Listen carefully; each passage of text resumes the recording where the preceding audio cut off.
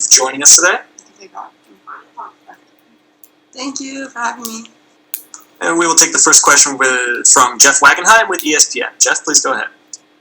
Hey, Mackenzie. I just have one question for you. Is about the cage you'll be fighting in as a jiu-jitsu world champion. Obviously, when you get somebody down to the canvas, that puts you in a position where you can feel real strong. And I'm wondering, in a smaller cage than what is typical for the UFC, what do you think about fighting in that smaller octagon? I think it's less space for them to run away, So I think it's good for us.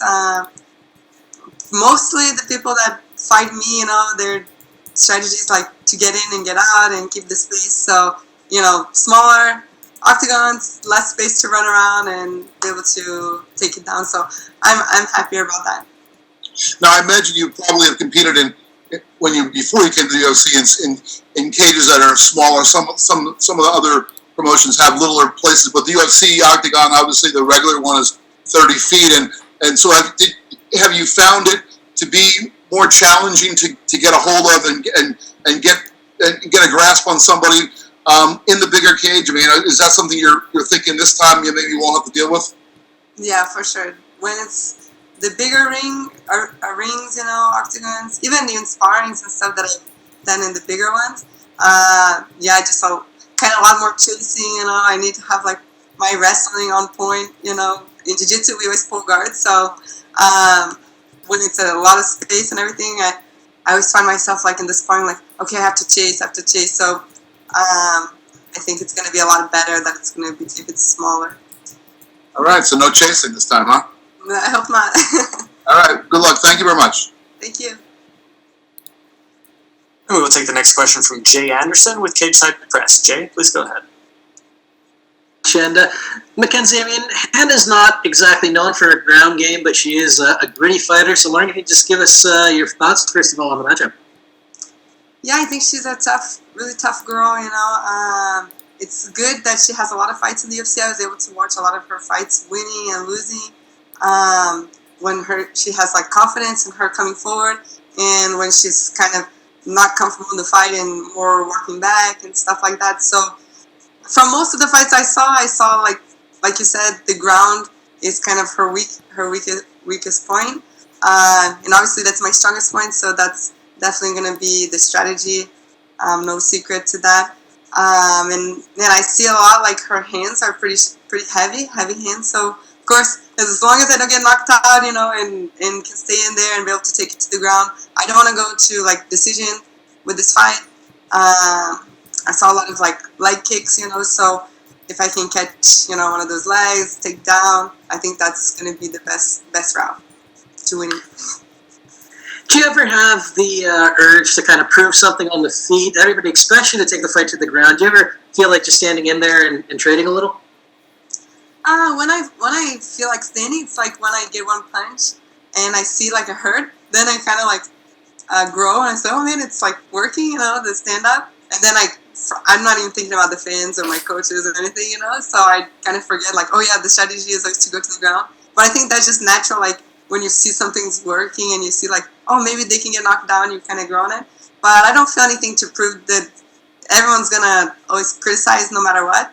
So I don't really like try to prove too much my stand-up. The only thing is I really like try to work my stand-up a little bit because I think everyone who fights me, the whole camp, is like just ground defense, takedown defense. So just want to work my stand-up so they respect my stand-up and then make it easier for me to take them down, But I think that's the real reason why I end up doing stand-up sometimes and going away from my jiu-jitsu is because or I feel their takedowns are so good, or maybe I hit one good one and then I kind of get too excited, Now, I mean, I know you've lost before in jiu-jitsu competition, but you're coming off your first loss here in MMA. Does that change the motivation for you? Does it light a fire under you?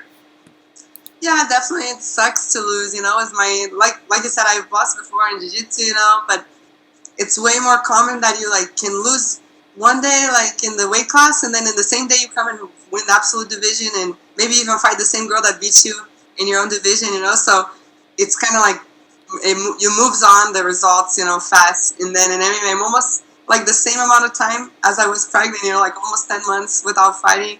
And I understand, like because I lost, the priority obviously goes to the people who are winning, but definitely like gives like a fire. Like, man, I don't want to be in this situation where like I don't have that much priority anymore. You want to be able to be the person that you can fight when you want to fight, ask for fights, and all these things. So definitely like you kind of lose a lot of credibility and stuff like that. So it's different to go through that in MMA, but for sure I don't wanna have that anymore. I want to come back on the winning streak and really show all the potential I have.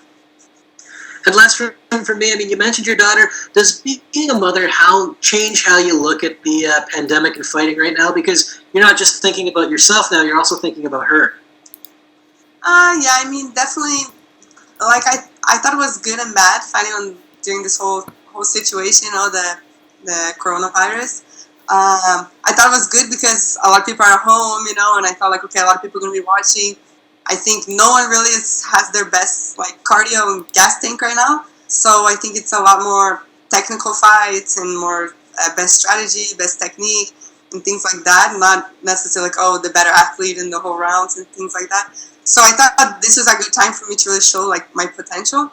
But also too, I never want to fight like, oh, because I need to make money, I need to pay the bills, I need to do these things, I have a daughter and I need to, that was never like my intention to get into MMA. I want to do it just because I love to be fighting and stuff like that. And I've been scheduled to fight since January, was a different opponent, and then it changed to Hannah, and then was pushed down to May. So even though I'm happy to be fighting and grateful that I'm able to have like my job, during these times, it's hard to, because it's like a long camp, and then like it's one person, and then change to, and it's different. I wasn't able to bring my daughter with me this time, and I don't know, it's the first time I'm away from her, so it was always good to know like, okay, if I win, if I lose, whatever, my daughter's at the hotel waiting for me, and everything. So it's kind of mixed emotions. I'm happy, of course, grateful.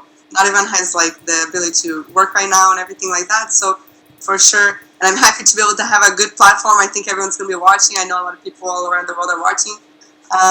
But at the same time, it's definitely challenging to get through all this and really show like the best fighter I am, because I think no one who's fighting now is in the best camp possible.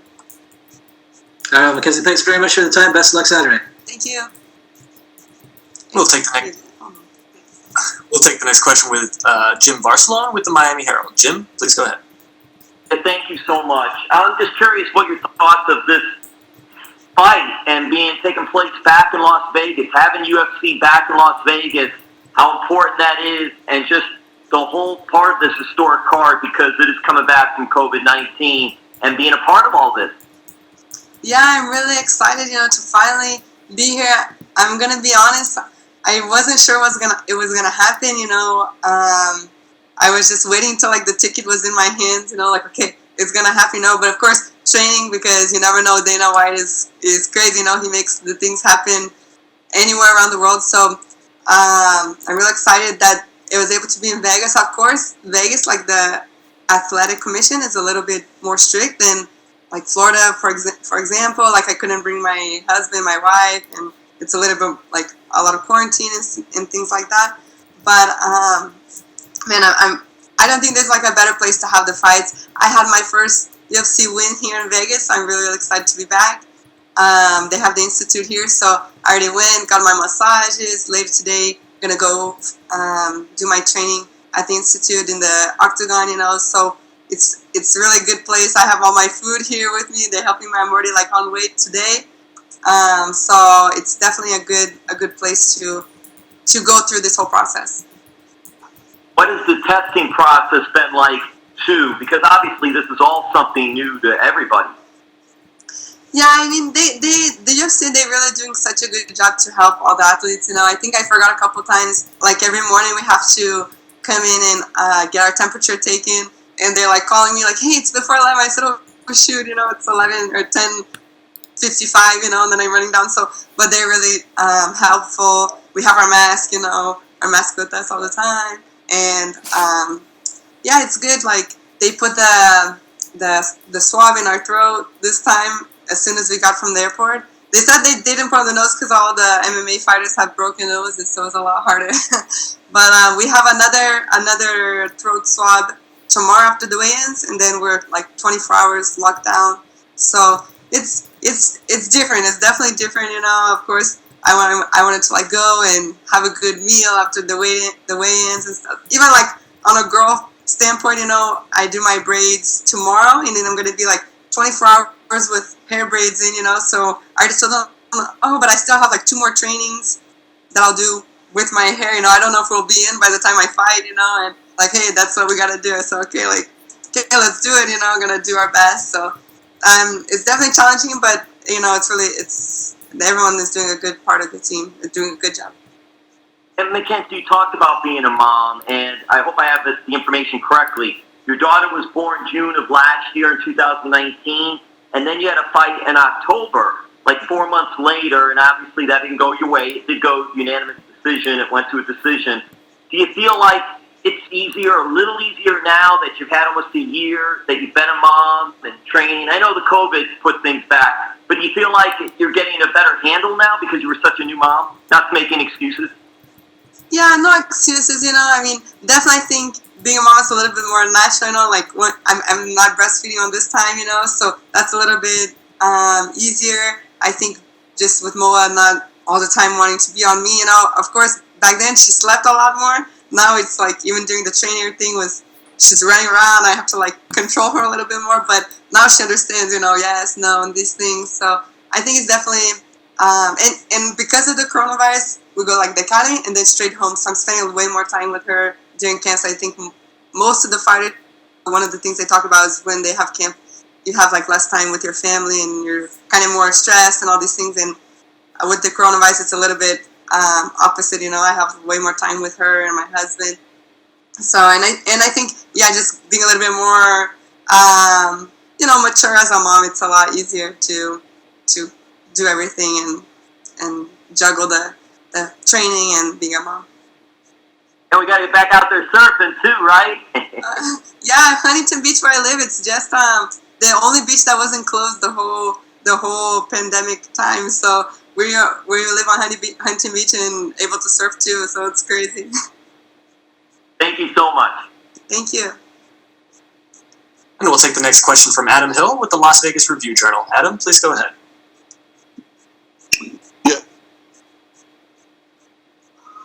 You were talking about being more ready now and kind of understanding that balance of motherhood and fighting and everything else. Do you wish you would have waited longer to take that fight last time? No, definitely not. I feel so good with my decision to have fought. Then, you know, I know people who get injured, like knee surgeries, and they stay out a long time. And I've never been like, I have knee surgeries before, but in MMA I never took, since my first MMA fight to my seventh fight, was always like every 2 months I was fighting. So I had never been like a long time away from fighting. It was kind of, everyone saying the ring rust, you know. I don't know if it was like real or not, you know. So I said, man, the sooner I can be back in fighting, the better, you know. And I did everything I could to make sure I didn't miss weight. Since my last fight before being pregnant, I had missed weight. And everyone, oh, of course, after you're pregnant, you're not going to make weight even more and all these things. So I really dedicated myself 100% to that fight. I was as best prepared possible as I could be. Amanda was just the better fighter that night. And yeah, you know, and even though I lost, the same thing. I kept telling like, hey, I want to fight. Give me a fight soon. I'm not injured, nothing. You know, I can go. But then it took like, and with everything happening, it's taking a while to be able to get back in. So just to be here, I'm happy. I would have fought way sooner if I had the opportunity. And you were talking about how much different it is to deal with a loss in MMA than in jiu-jitsu because you can come back so much quicker, you know, even win that next day. So how was that process? Like, how long did it take you to kind of accept it and deal with it? And like, what was that time like when you were trying to get over it?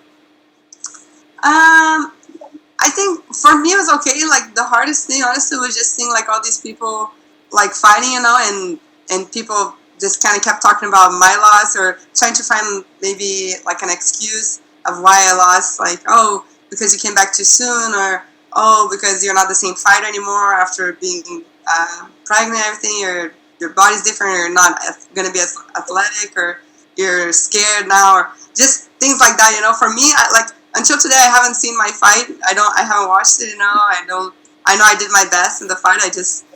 I wasn't able to get the win. So for me, the hardest thing would just be like asking for fights and then seeing all these people fighting. And I'm like, man, when they gonna give me a fight? Like, okay, I know I lost, but man, I wasn't like beat up. I wasn't like knocked out. I didn't look like I wasn't meant to be there. Like I have so much potential and so much to prove. So it's just like crazy to be back in there. Cool. Thank you so much. Thank you.